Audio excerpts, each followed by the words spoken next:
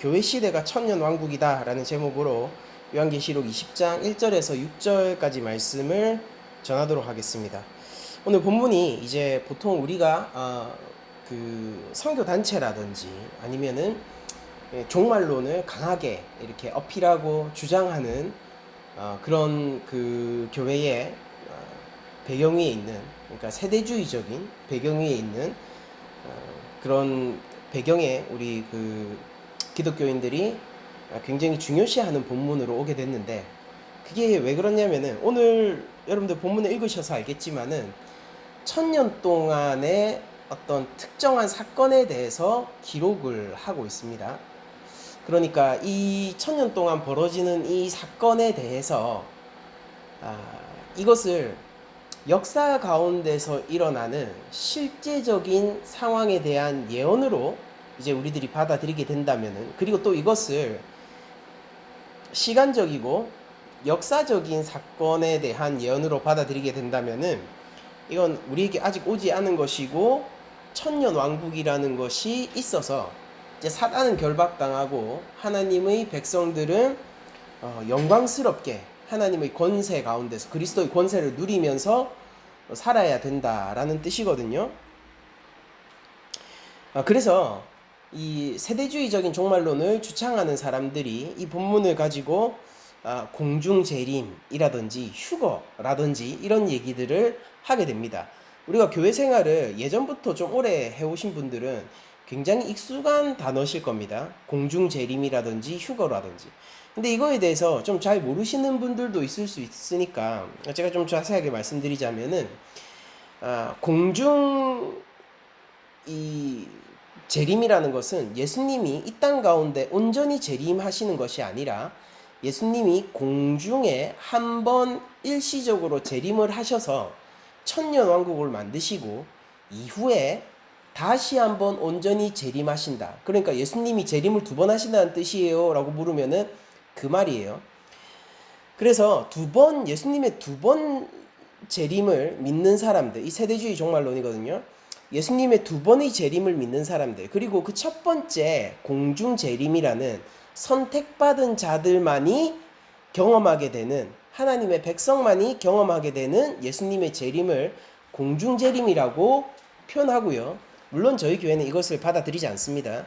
그리고 휴거라는 것은 뭐냐면은 예수님이 공중 재림하셨을 때 우리가 갑자기 믿는 자들은 천년 왕국으로 쏙 빨려 들어가게 되는 거를 휴거라고 하는 거예요. 물론 우리 교회에서는 이 개념도 받아들이지 않아요. 그러니까 공중재림과 휴거는 한 짝이고, 이런 개념들이 우리 교회 가운데 널리 퍼지고 이야기되게 된 이유는 세대주의적 종말론 가운데서 오늘 본문을 실제하는 천년 왕국으로 묘사하기 때문이에요.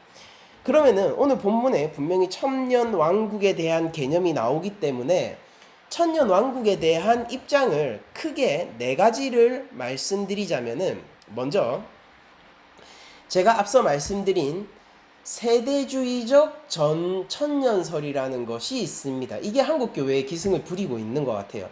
근데 이게 보통 한국교회의 많은 이단들도 이 세대주의적 전천년설에 영감을 받아서 이단적인 사상들을 만들어 놓고 종말론을 해석해 놓은 것이 많습니다. 자, 한번 우리가 계속 생각을 해보면은 전천년설이라는데, 이게 천년설이라는 거는 천년 왕국에 대한 내용일 거고, 그쵸? 그러면 전이라고 하는 거는 거기에 앞서라는 뜻이잖아요. 그러면 앞서 무슨 사건이 있다라고 얘기하는 거냐면은 재림 사건이 언제 있느냐를 말하는 거예요. 그래서 전천년설은 천년 왕국 전에 예수님의 재림이 있다라는 뜻이 전천년설입니다. 그리고 한국교회에 많은 이단적인 사상으로 퍼져 있는 게 세대주의적 전천년설이고요. 여기서는 예수님의 재림이 2번 있다라고 해요. 바로 오늘 본문에 보면은 예수님이 하늘로부터 내려와 이제 용을 잡는 그 때에 예수님께서 공중재림을 하셔서 이 성도들을 거두어 첫 번째 추수 뭐 이런 얘기 들어보셨을 텐데, 그게 다 휴거 얘기하는 거예요. 성도들을 먼저 1차적으로 싹 끌어올린다라는 뜻으로 얘기를 하고 있고, 그리고 진정한 재림, 둘째 재림, 그러니까 믿지 않는 자들에게도 심판으로서 보이는 재림은 역사의 끝에 있다. 이 천년이 차고 나면은, 천년이 실제 천년이라는 시간이 지난다라는 거예요. 천년이라는 시간이 지나고 나면은 마지막 전쟁이 있고, 아마겟돈, 고과 마고의 전쟁 여러분들 들어보셨죠? 마지막 아마겟돈 전쟁이 있고, 그러고 나서 예수님이 온전한 재림을 하신다라고 얘기하는 거예요. 그러면은 이거를요, 똑같이 이 본문을 문자 그대로 또한 역사적인 시간 순서대로 받아들이는 사람들이 있는데, 그 사람들은 무조건 전천년설이겠죠.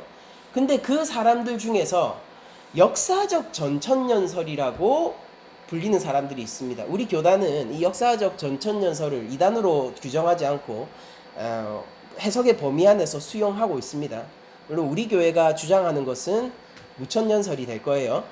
자, 어쨌든 그러면은 세대주의적 전천년설이라는 거는 이 쉽게 생각하시면 돼요. 예수님의 재림을 공중재림 한 번, 그리고 완전한 재림 두 번, 예수님의 재림이 두 번인데, 역사적 전천년주의자들은 예수님의 재림이 한 번 있다라고 생각을 합니다. 그러면은 언제 있느냐? 역사의 끝에 있고요. 이 천년 왕국은 그럼 역사 가운데서 실존하는 왕국으로 있어야 될 거 아닙니까?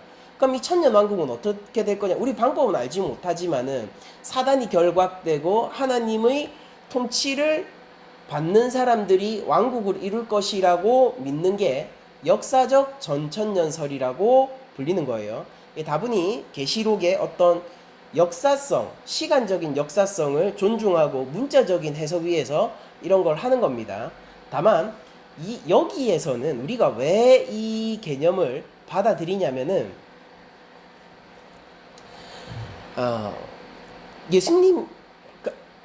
예수님께서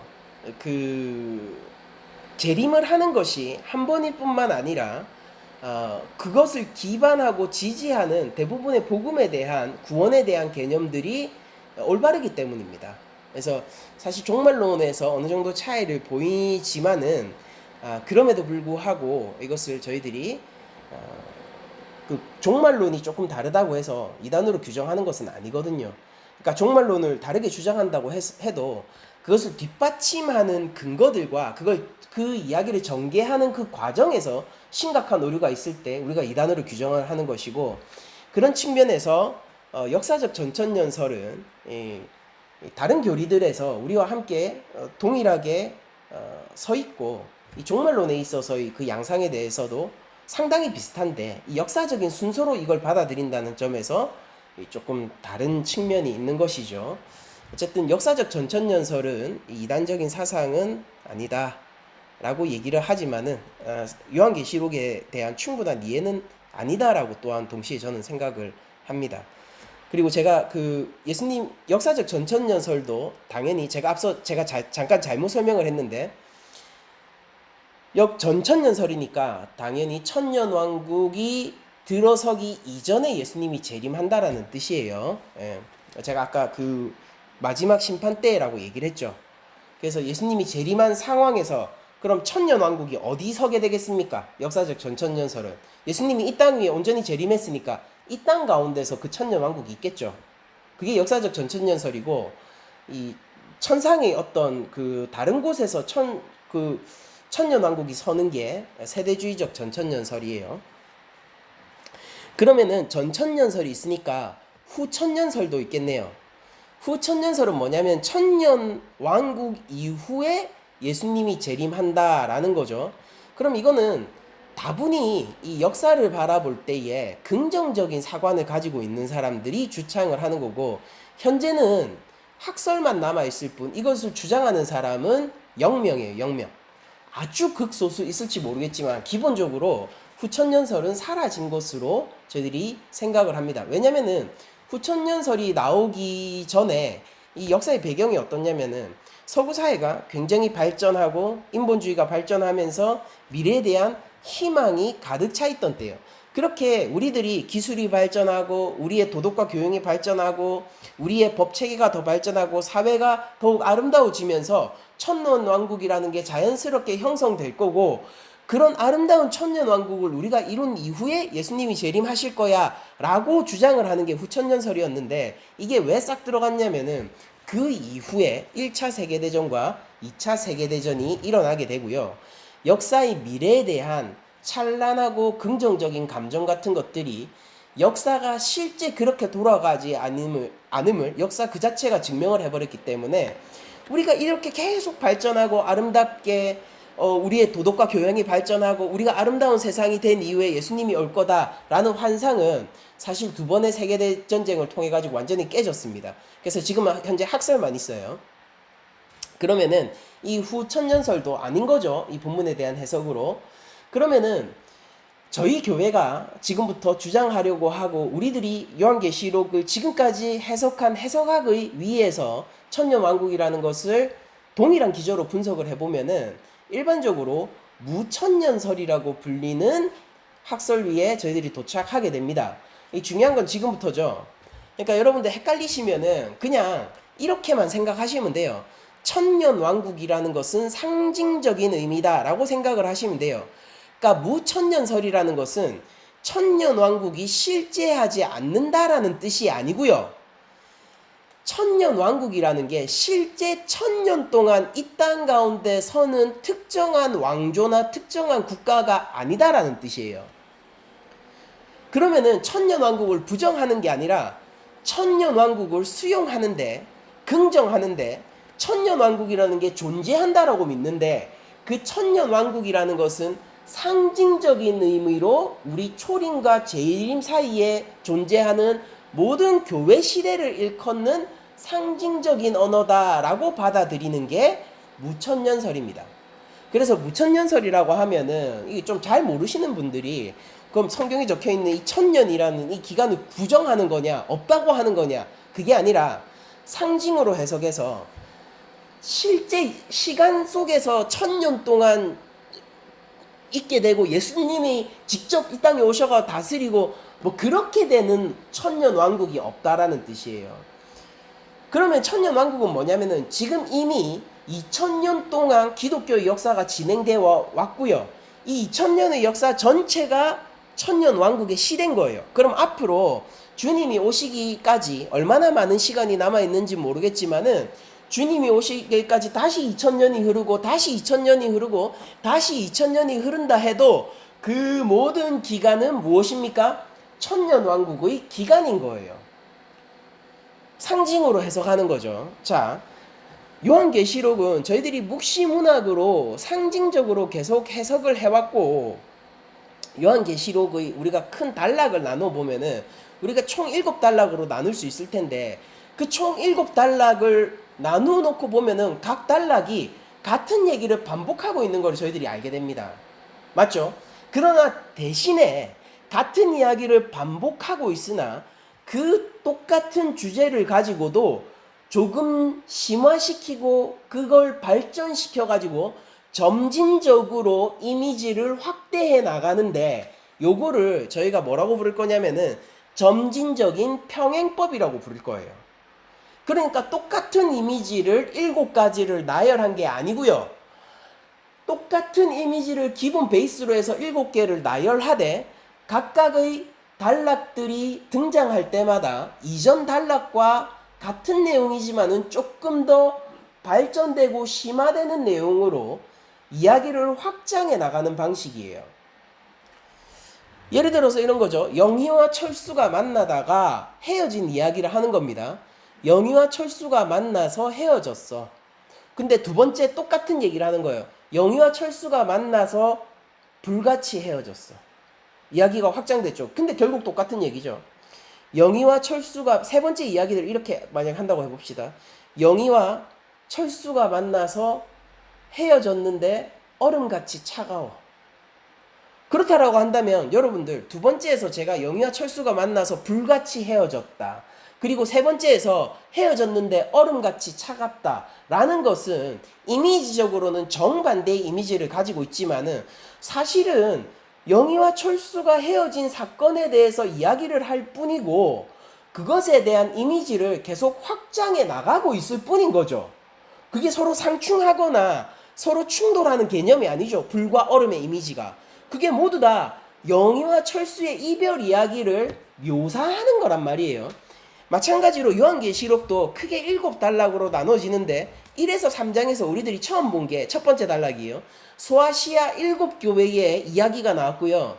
거기에 주도적인 이미지 중에 하나가 뭐냐면은 7근 촛대로 거니시는 우리 구주 예수 그리스도의 거룩의 이미지였습니다. 그렇죠. 기억나시죠? 그러니까 이 첫 번째 이미지와 앞으로 반복되는 이미지들이 사실은 거의 같은 내용을 반복하고 있는데 이미지야 사건의 확장, 메시지의 확장을 가져올 뿐인 거예요. 그때 여러분들 소아시아 7교회 할 때 생각나시는 거 뭡니까? 그때 이기는 자, 결국 이기는 자에 대한 권면이었잖아요. 그게 뭡니까? 고난 가운데서도 주 예수 그리스도의 이름을 끝까지 붙드는 자들이 이기는 자고 승리하는 자고 영생을 얻는 자였죠. 그럼 앞으로 전개될 단락들도 이 내용입니까? 우리들이 다 알고 있잖아요. 그 내용이잖아요. 4장에서 7장까지 7인봉에 대한 얘기가 나오죠. 여러분들 7인봉에 대한 이야기가 뭡니까? 그러니까 예수님을 믿는 자들이 구원을 얻고 그렇게 못한 자들이 하나님 앞에 심판받는 내용이잖아요. 그 다음에 나오는 게 7나팔의 이야기예요. 7나팔의 이야기도 그럼 주제가 다릅니까? 반복되죠. 반복돼요. 그리고 나오는 게 12장에서 14장까지야. 영과 여인의 대립, 그리고 여인의 아이를 통한 용의 패망, 이런 이야기들이 나왔었죠. 그래서 용이 권세를 얻고 세상을 지배하고, 그런데 거기에서 철장을 들고 만국을 다스리는 그 여인의 아이가 예수님이에요. 예수님이 그 모든 것을 깨부시는 이야기가 용과 여인, 그 광야에서 펼쳐지는 이야기였잖아요. 거기서 근데 교회에 대한 이미지가 확장돼요. 그냥 견뎌라가 아니라 또 하나님이 예비해 두신 곳에서 안전하게 보호를 받는 이미지가 또 확장되고, 이런 식으로 계속 똑같은 내용이지만은 점진적으로 점진적으로 평행한 이야기들이 나오면서 확장되고, 그리고 점진적으로 더 알려지는 형태, 설명이 더 붙어가고 이미지가 더 확장되고 주제의식이 더 강화되는 형태로 이야기가 전개되죠. 그 다음에 5번째 이야기가 뭐였습니까? 7대접의 이야기였어요. 7대접의 이야기도 사실 우리들이 보아왔던 첫 번째 그 1장에서 3장 소아시아 7교회를 향하여서 말씀하신 예수님의 말씀과 기본적인 맥락이 똑같죠? 그러고 나서 본 게 뭡니까? 17장에서 19장까지 봤어요. 맞지 않습니까? 그게 바벨론과 짐승의 몰락에 관한 이야기였잖아요. 그러니까 얼마나 그들이 패망할 것인가, 지금 얼마나 거들먹거리는가는 우리들이 충분히 알았고, 그 안에서 우리가 얼마나 예수님을 따르는 자들이 얼마나 고통을 받는가는 앞선 그 패턴들을 통해서 충분히 알았단 말이에요. 그런데 바벨론과 짐승의 몰락을 통해 가지고 확실하게 그들이 어떻게 무너질 것인지를 이미지를 더 강화시켜 줘서 우리에게 이야기의 확장을 가져다 주는 본문이 17장에서 19장이었잖아요. 그러고 나서 마지막 7번째 단락이 오늘 20장부터 우리 계시록 끝까지 22장까지예요. 그러면은 20장에서 22장까지 내용은 뭐냐면은 여기 이야기들이 마치 정점을 이루는 듯한 이야기가 나온단 말이에요. 용의 완전한 멸망과 교회의 완전한 승리, 그리고 하나님 나라의 온전한 완성, 그게 새하늘 새 땅 본문으로 나오는 거예요. 그러니까 똑같은 이야기를 하지만은 그 안에서 이야기를 조금 더 발전시켜 나가면서 가장 절정에 달하는 이야기가 마지막에 나올 수 있도록 배치를 한 게 요한계시록의 전체적인 구조이고요. 오늘 20장에 나오는 천년왕국의 이야기도 앞서서 있었던 내용들과 전혀 상관없는 것을 얘기하는 게 아니고요. 그 이야기를 다시 한번 반복하지만 그러나 확장적으로 얘기해 주는데 필요한 상징인 거예요. 천년왕국은 66권 성경을 통틀어서 요한계시록 20장 본문에만 등장하는 내용이고요. 그리고 우리가 이것을 물론 성경에 등장했기 때문에 역사 속에서 실제 1000년의 기간 동안 예수님의 재림 아래에서 다스림을 받게 되는 왕국으로 이렇게 문자적으로 해석을 한다고 해도 뭐 거기에 대해서 크게 그것 때문에 뭐 구원을 못 받는다든지 아니면 그것 때문에 당신이 철저하게 이단이라든지 뭐 이런 얘기를 할 수는 없습니다. 그렇게 하시면 안 돼요. 그렇게 할 수는 없지만은 적어도 요한계시록이라는 묵시문학 장르에 대한 기조의 측면에서 볼 때, 올바른 해석학적인 측면에서 볼 때 조금 무리한 해석이다라는 정도는 얘기를 할 수 있을 것 같습니다.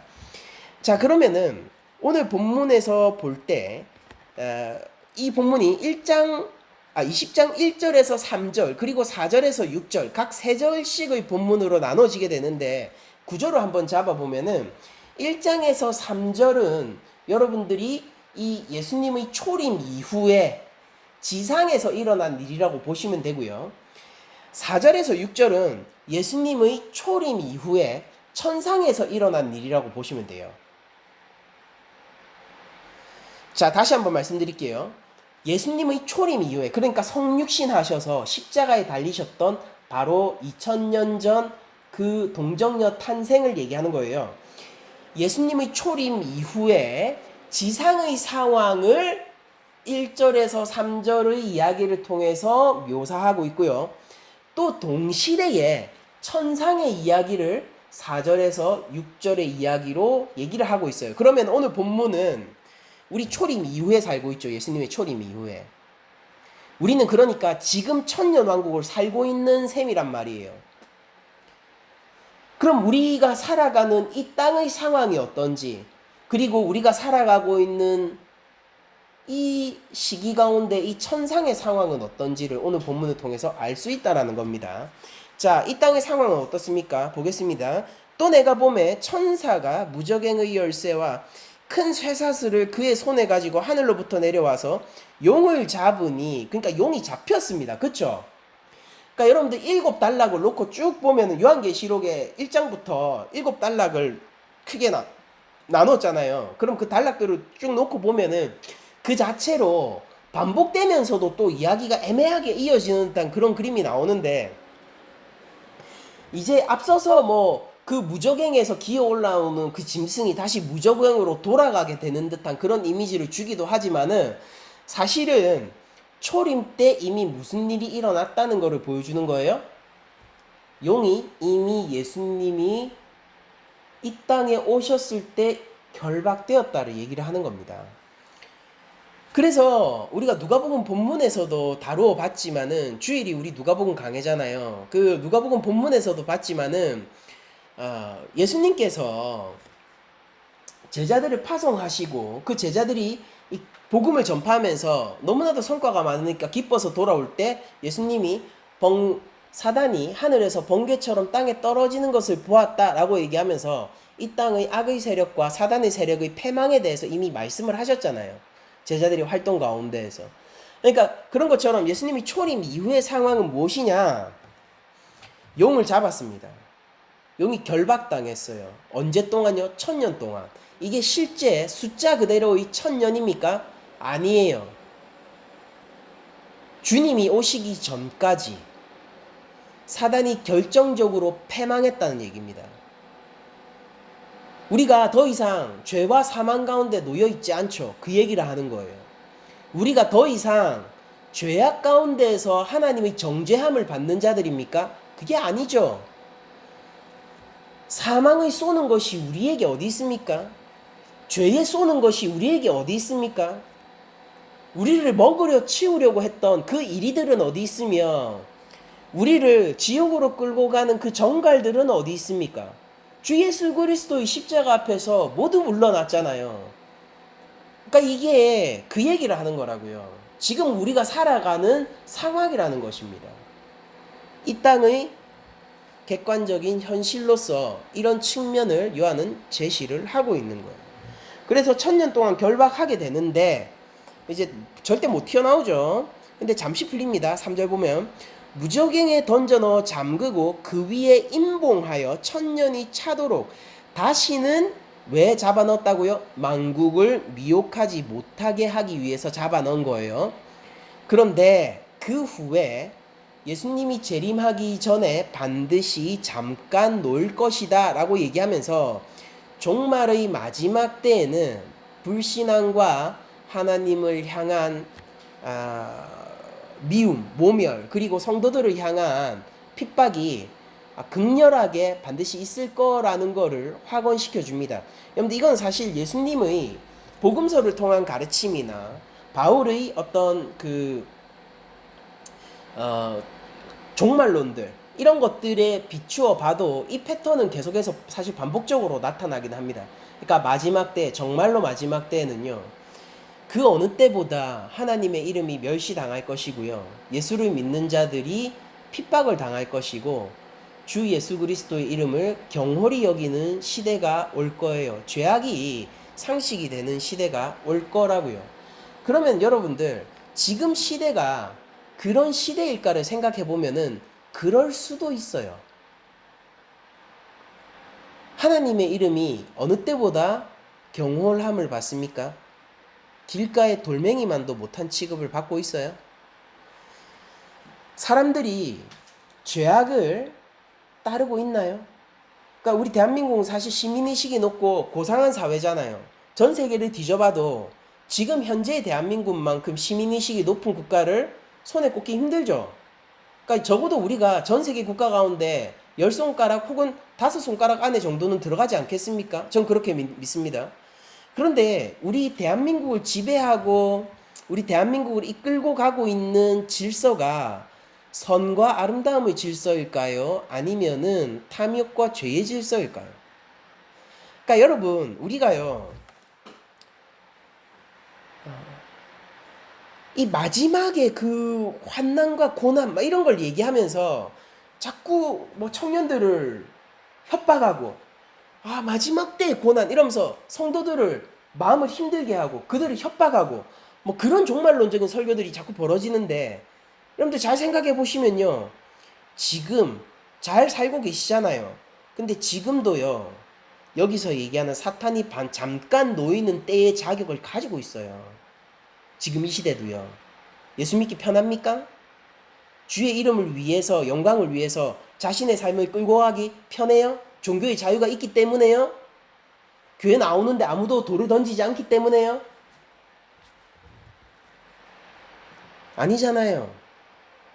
정말로 예수 믿기 좋은 시대라면은 우리 한국 교회가 이렇게 타락할 리가 없지 않습니까? 정말로 예수님 믿기 아주 쉬운 시대라면은 우리 형제 자매라고 불리는 우리의 교회가 이렇게 추락하지는 않을 거 아니에요. 세상으로부터 도덕적인 지탄을 받고 그것 가운데서도 우리가 변명할 거리를 찾지 못해서 얼굴을 붉히는 일들이 없을 거 아니냐는 거예요. 정말로 지금 이 시대는 아직 한참 괜찮은 시대입니까? 아직 한참 남은 시대예요. 그러니까 이런 생각을 하셔야 돼요. 맞아요. 여러분들, 예수님이 오시기 전에 사단은 반드시 잠깐 놓이게 될 겁니다. 그런데 그 모양을, 사단이 잠깐 놓이게 되는 그 모양을 여러분들이 상상하는 상상의 범주 안에 가두지는 마세요. 그 어느 때보다 아름다운 시대, 그러니까 치장하고 아름다운 보석을 팔과 목에 걸고 있고 그렇게 붉은 짐승 위에 타서 아름다운 시대로 초청하고 있는 바벨론 음녀를, 그 고난의 시대를 우리는 평화의 시대라고 착각할 수도 있기 때문이에요. 그러니까 늘 깨어 우리가 기도하고 성령 가운데에서 주 예수 그리스도의 십자가 뒤를 따르는 길들을 늘 우리가 강구하고 따라가야 합니다. 지금이 마지막 시대입니까? 마지막 시대예요. 그러면은 정말로 시간적으로도 예수님이 오시기 직전의 시대입니까? 몰라요. 어떻게 알겠습니까? 아무도 몰라요. 다만 제가 확답할 수 있는 것은 그 자격을 갖추고 있는 시대는 맞아요. 이거보다 더 최악의 상황이 있습니까? 아직 남았다면은 예수님이 오시는 것이 조금 더 미뤄질 것이고, 이것이 가장 극렬한 우리 인간들의 죄악을 드러내는 시대라면은 주님이 곧 오시겠죠. 우리의 판단 영역이 아닌 것입니다. 그러나 제가 말씀드리는 것은 뭐냐면은, 주님이 오시니까 여러분들 긴장하셔서 뭐 그 선교단체에서 얘기하는 것처럼 여러분들 헌신하시고 뭐 자원하시고 이래가지고 여러분들을 협박하려고 얘기를 하는 게 아니라 신약의 윤리를 전달하기 위해서입니다. 즉 늙게요 지금 오늘 주 예수 그리스도의 제자의 삶을 살아라 라는 것이죠. 늙게요 지금 오늘 믿음을 가지고 하나님 나라의 백성으로서 살아가라는 거예요. 왜냐하면 지금이 천년 왕국의 시대이고요. 지금 우리가 통치를 받고 있고 또한 동시에 지금 이 시대는 이 땅은요 마지막 시대의 자격을 갖추고 있으니까요. 사실 마지막 시대의 자격을 갖추고 있었던 것은 예수님의 초림 때부터 이 세상의 공통적인 형질이죠.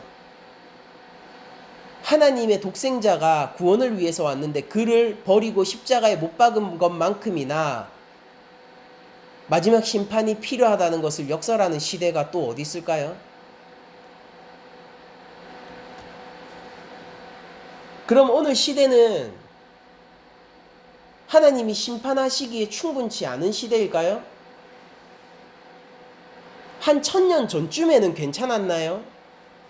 우리가 그렇게 얘기하는, 우리가 꿈꾸는 초대교회 시대면은 그러면 세상이 그쯤에는 하나님이 세상을 심판하지 않을 정도의 자격이 되는 시대였습니까?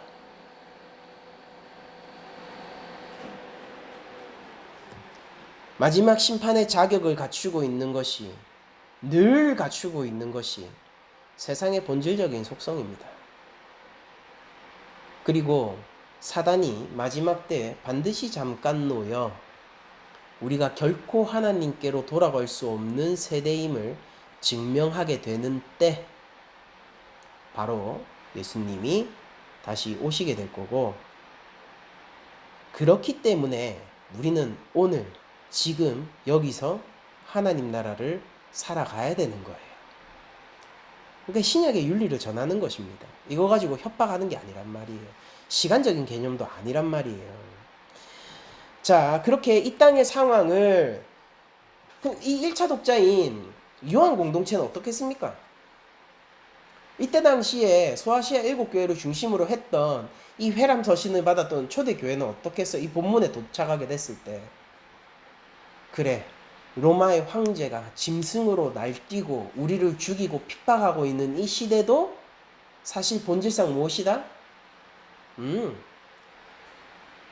결박, 하나님 앞에서 허락되어 있을 뿐이고 그들은 이미 본질적으로 결박당했고 잠깐 풀렸을 뿐이다 라고 생각을 할 거 아닙니까? 근데 그러니까 우리도 그렇게 살아가자고요. 어쩌면 지금 이 시대가 사단이 잠깐 풀린 시대일 수 있다. 그래서 이토록 악하고 우리 주변을 둘러싸고 있는 이 문화들과 우리에게 타협을 종용하고 있는 이 물질주의, 이런 것들이 우리를 덮치려고 하는 거다. 그러므로 깨어 오늘 하나님 나라를 살아야겠다라고 우리가 신앙적으로 받아들이고 승화하자는 거죠. 아마 실제 시간적 순서상 사단이 실제 잠깐 놓였던 때냐 아니냐? 무의미합니다. 예수님이 얘기하시잖아요. 아버지만 안다고, 자신도 모른다고. 그러니까 몰라요. 다만 초대교회 때 지금이 사단이 잠시 결박이 놓인 때다 라는 신앙으로 자기의 믿음을 지켰던 이 소아시아 7교회를 중심으로 한 요한 공동체, 그들의 믿음 지킴이 이 본문 위에서 섰다면은 오늘날에도 이 본문 위에서 우리의 믿음 지킴이 설 수 있다라는 것입니다. 우리가 요한계시록을 좀 그런 식으로 묵신문학에 걸맞게 해석하고 받아들이는 태도가 필요하겠죠. 그럼 이어서 4절부터 6절까지의 내용은 무엇이냐면은 이 땅의 상황을 예수님이 초림 이후에 사단이 결박당한 시대로 묘사를 할 뿐 아니라 그 동시대의 천상의 상황은 이미 하나님의 영광 그리고 하나님 예수 그리스도의 왕의 권세에 참여한 성도들이 공존하고 있는 상황으로 그린단 말이죠. 자, 봅시다. 또 내가 보좌들을 보니 거기에 앉아있는 자들이 있어 심판하는 권세를 받았더라 라고 얘기하면서 하나님의 보좌 곁에 그 권세를, 심판의 권세를 같이 나누어 받고 있는 그룹에 대해서 얘기를 하고 있죠. 복수형이니까 앉은 자들. 예? 그런데 그 그룹이 어떤 그룹이었냐? 또 내가 보니 예수를 증언함과 하나님의 말씀 때문에 못배임을 당한 자들의 영혼들과 또 짐승과 그의 우상에게 경배하지 아니하고 그들의 이마와 손에 그의 표를 받지 아니한 자들이 살아서 그리스도와 더불어 1000년 동안 왕노릇을 하니라고 되어 있죠. 그리고 이게 첫째 부활이라고 얘기를 합니다. 근데 이 본문을 어떻게 해석해야 되는가? 생각해 보세요. 우리가 한국 교회에 잘 알려지지 않은 교리가 있는데 우리 종말론에 우리 표준 신앙고백서로 채택하고 있는 웨스트민스터 신앙고백서에서도 분명히 나와 있는 내용이에요. 우리가 중간 상태의 교리라는 것이 있습니다. 뭐냐면은 우리가 죽잖아요. 그러면은 즉시 마치 예수님 옆에 달려 죽은 강도가 오늘 네가 나와 함께 낙원에 있게 될 거라고 그 예수님의 직접적인 그 구원의 메시지를 받았단 말이에요. 그때 그 낙원이라는 게 뭘까요? 그 낙원이라는 게 우리가 중간 상태의 교리로 묘사하게 되는 상태인데 우리가 죽게 되면은 즉시 우리의 실존이 이걸 영혼이라는 말로 한번 써보겠습니다. 여러분들이 막 그 유령 뭐 이런 걸로 생각하지 않았으면 좋겠어요. 어쨌든 우리의 존재와 실존이 즉 우리의 영혼이 주 예수 그리스도와 함께 즉시 그 권세에 참여하게 되어 안식과 평화를 누리게 되는 상태가 있단 말입니다. 다만 그 상태는 완결의 상태가 아니고 완성의 상태가 아니기 때문에 새 몸의 소망만을 남겨놓고 다른 소망들이 성취된 상태입니다. 그래서 새 몸을 입게 되었을 때, 즉 예수님이 재림하셔서 새 몸을 입게 되었을 때에 온전한 하나님 나라에 참여하게 되는 것을 기다리고 있는 상태가 되는 것을 우리가 중간 상태라고 불러요. 이것이 우리 교리 가운데 있습니다. 바로 천상에서 일어나는 일은 뭐냐면은 지금 1차 독자의 시선으로 한번 볼까요? 내가 지금 내일 당장 군사들에게 로마의 군사에 끌려가가지고 목배임을 당할 수도 있는데 그렇게 된다 하더라도 그들은 나의 영혼을 파괴할 수 없다라는 거예요. 그들은 나의 영혼을 파괴할 수 없다라는 것입니다. 그러면은 누구를 두려워해야 하는 것인가? 육신의 생명뿐 아니라 영까지 파괴할 수 있고 우리를 심판 가운데로 던져 넣으실 수 있는 하나님을 두려워해야 한다라는 것이죠. 그럼 하나님을 두려워하고 예수 그리스도를 따르는 자들은 천상의 실존에 대해서 이렇게 여기는 거예요. 내가 여기서 죽는 것이 아니요 도리어 살아나는 것이다. 그것으로 인해서 둘째 사망, 영원한 사망을 피하고 참된 부활 가운데 참여하게 되는 것이다 라고 인식을 하게 만든단 말이에요. 1차 독자 가운데에서. 여러분들 우리가 어떤 존재입니까? 여러분들 우리 첫째 부활을 지금 경험한 존재예요. 그러니까 우리가 예수님을 믿음으로 인해서 이전의 죄와 사망에서 버림을 받아 죄와 사망 가운데 붙들려 영원한 심판이 예정돼 있던 자들의 그 신분에서 지금 어떻게 바뀌었습니까? 하나님 나라의 백성으로 바뀌었고 우리는 그러나 죽지 않는 존재가 되는 그 신분으로 탈바꿈했잖아요. 우리들은 모두 예수 그리스도를 믿음으로 말미암아 하나님의 양자가 되는 권세를 누리게 됐고 우리는 이미 하나님 나라의 백성이잖아요. 이 상태, 즉 믿음으로 인해서 중생한 상태를 첫째 부활의 상태라고 부르고 이 첫째 부활 안에 있는 사람들, 즉 그냥 믿음 가운데서 구원받은 사람요. 어렵게 생각할 것도 없어요. 예수를 믿음으로 구원받은 사람은 죽어도 오히려 그 죽음이 나를 집어삼키는 게 아니라 주의 권세에 내가 동참하게 되는 선한 도구로서 사용된다는 것을 보여주는 게 오늘 천상의 세계를 보여주는 본문의 목적이란 말입니다. 자, 그러면은 이 그리스도의 죽은 이후에도 순교자들이죠. 죽은 이후에도 주의 권세에 참여하게 되는 자들이 어떤 식으로 표현되어 있습니까? 주 예수 그리스도를 증언하는 자, 즉 이거는 그냥 단순히 전도를 많이 했다라는 게 아니라 주 예수를 마지막까지 부인 안 하고 주 예수 그리스도의 이름을 끝까지 버리지 아니한 자들이죠.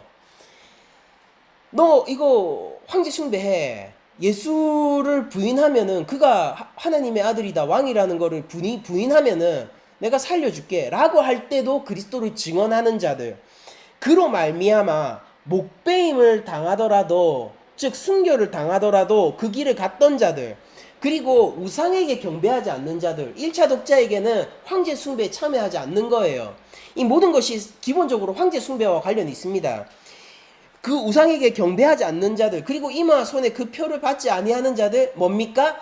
그 로마의 시스템에 합류함으로써 지금 이 땅에서의 평화를 쟁취하는 것을 위해서 로마 가운데, 황제의 시스템 가운데, 제국의 시스템 가운데로 나를 밀어 넣어서 하나님의 말씀을 떠나고 예수 그리스도의 이름을 떠나는 결정을 안 했던 사람들, 하나님의 인을 받고 그리스도의 이름의 표를 받은 그 자들, 즉 뭡니까? 끝까지 예수 믿고 따른 자들요.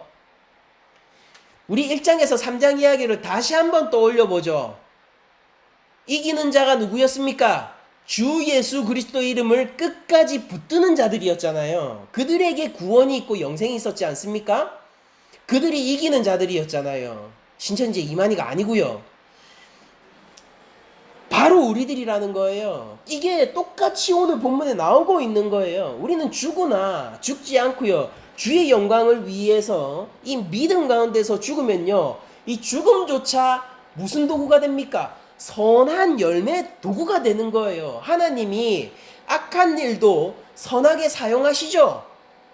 죽음마저도 이 십자가 구원의 권세 앞에서는 선한 열매를 맺는 도구로 사용될 뿐입니다. 우리에게 있는 이 놀라운 은혜와 하나님이 베푸신 구원의 은총이 어찌나 큰지, 사망조차도요, 그러니까 죄와 사망아 네가 쏘는 게 어디 있느냐, 어디 있냔 말이에요.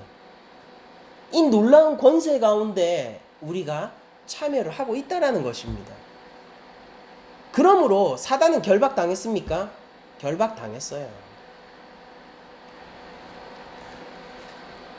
예수님을 믿는 것이 곧 첫째 부활에 참여하는 것입니까? 맞습니다. 주를 믿고 구원을 얻게 된 우리들은 이미 첫째 부활 가운데 동참한 자들이고요. 또한 주님이 다시 오실 때에 새 몸을 입고 갱신된 하나님 나라에서, 즉 새하늘 새 땅에서 완성된 하나님 나라를 누리게 될 존재라는 거예요. 이 말을 받고 싶으면 받고 받기 싫으면 받지 마십시오. 다만 성경은 이것을 명백하게 선언하고 있습니다. 6절을 보면 이렇게 되어 있죠.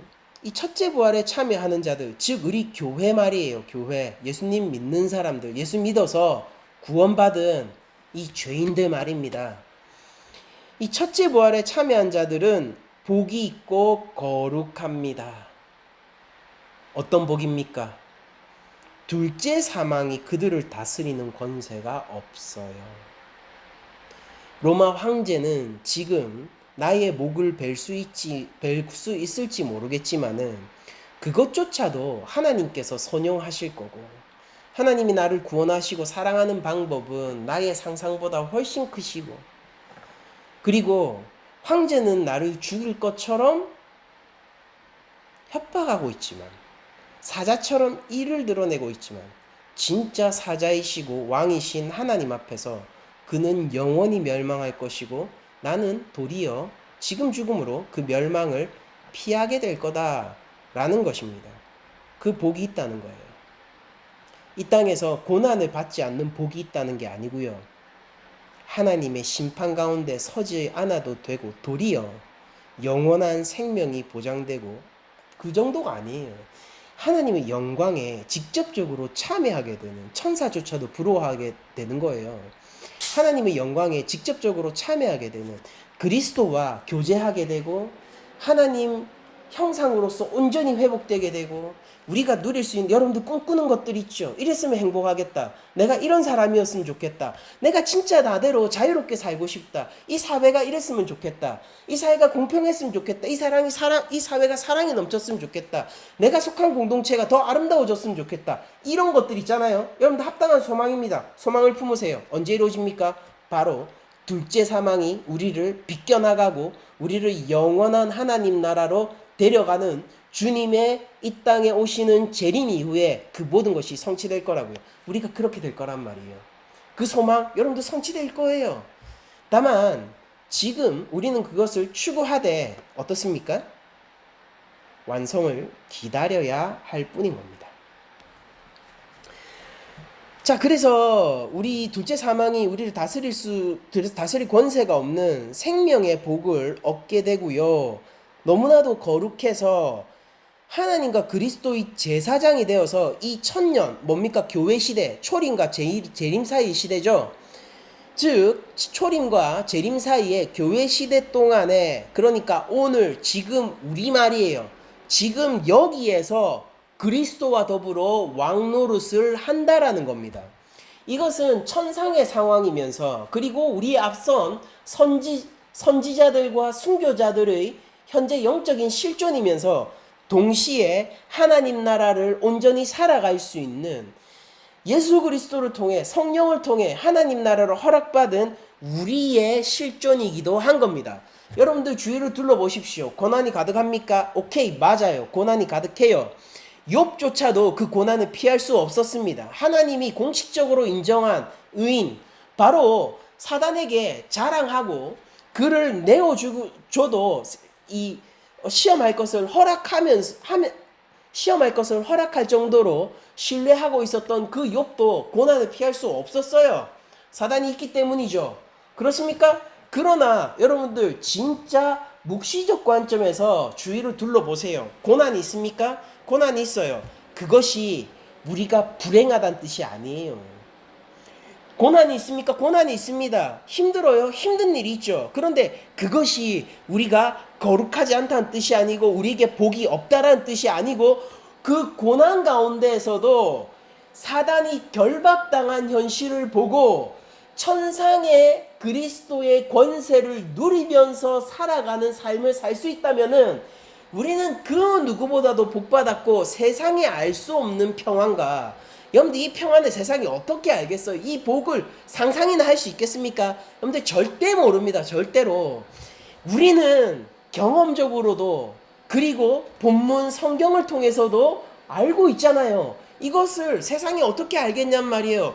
진짜 모른다니까요. 그런데 우리가 그렇게 살아갈 수 있고 그 안에서 안전할 수 있고 그렇게 지켜지고 사랑받고 사망조차 하나님 앞에 선용하는 도구로서 사용되는 이 실존적 경험을 해나가게 되는 게 바로 교회의 삶 아니냔 말이에요. 그러니까 고난이 있습니까? 고난이 있죠. 고난을 그러면은 우리가 어떻게 받아들여야 돼? 이게 우리를 꺾을 수 없는 겁니다. 도리어 우리의 현실은 뭡니까?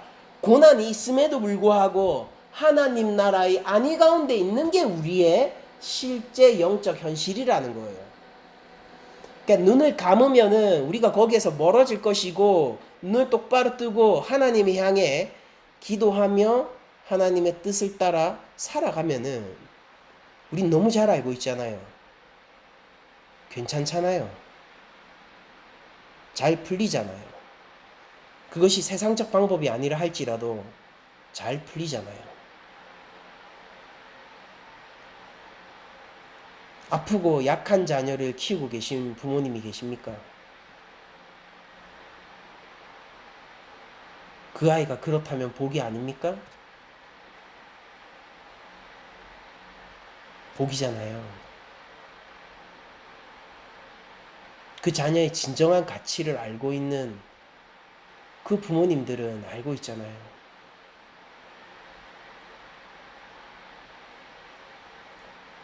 힘든 가운데에서도 교회나 예배하고 힘든 가운데에서도 마음을 모아 하나님 앞에서 선한 일을 하기 위해서 투쟁하는 성도들이 계십니까?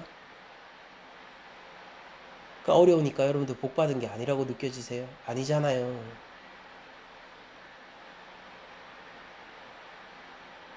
하나님이 위로하신다는 걸 알고 있는 여러분들 아닙니까? 이 모든 것이 하나님 앞에서 선하게 쓰이며 이 고난조차 나를 씹어 삼킬 수 없는 하나님의 허락과 안위 가운데서 일어나는 일임을 본인이 제일 잘 알고 계시잖아요.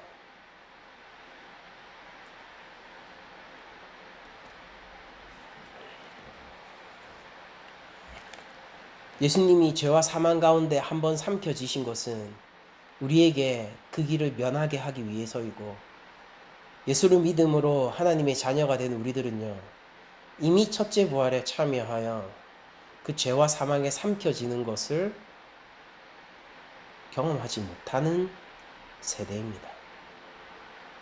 주께서 담당하셨기 때문입니다. 교회 시대가 천년왕국입니다. 이렇게 힘든데 그래요. 근데 예수님이 온전히 통치하시잖아요. 사단이 우리 믿음을 꺾습니까? 꺾을 수 없잖아요. 로마의 칼이 하나님 백성의 거룩함과 복됨을 꺾었습니까? 아니었잖아요. 천년왕국이.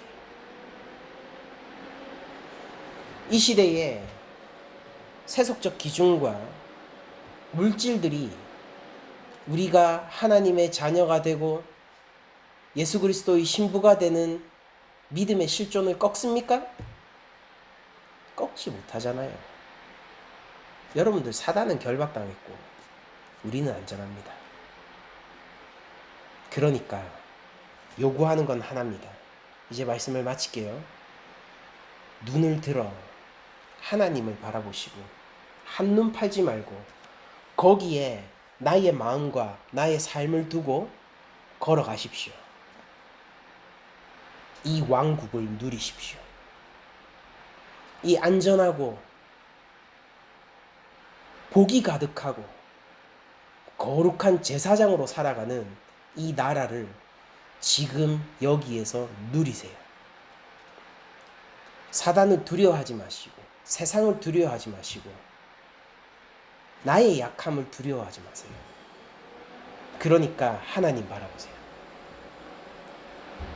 우리의 구주 대신 주께로 매일 돌아가고 우리를 구원하신 십자가 앞에 매일 새로 있어서 오늘 여기에서 이 영원한 하나님 나라를 살아가고 이 안전한 천년 왕국을 누립시다. 결론이 뭐냐고요? 이렇게 저렇게 설명했지만 결론이 뭐냐면은 무엇도 하나님의 사랑으로부터 우리를 끊어놓을 수 없으니 믿음 가운데 굳건히 살아가자. 끝입니다. 잘 알고 있는 내용이죠. 너무 잘 알고 있는 내용이죠. 근데 오늘 본문이 그거예요. 그 무엇도 우리를 하나님 나라에서 끊을 수 없으니 이 믿음 가운데서 용기 내어 살아가자. 그게 오늘 본문이에요. 천년왕국이 뭐냐고요? 그러니까 여러분들 오늘 살아가시면 그게 천년왕국의 날입니다. 매일 하나님 나라 가운데서 지켜지고 주 예수 그리스도의 권세 가운데서 왕같은 제사장으로 살 수 있기를 축복드리며 사단이 결박당했음을 선포하며 모든 말씀을 마치도록 하겠습니다.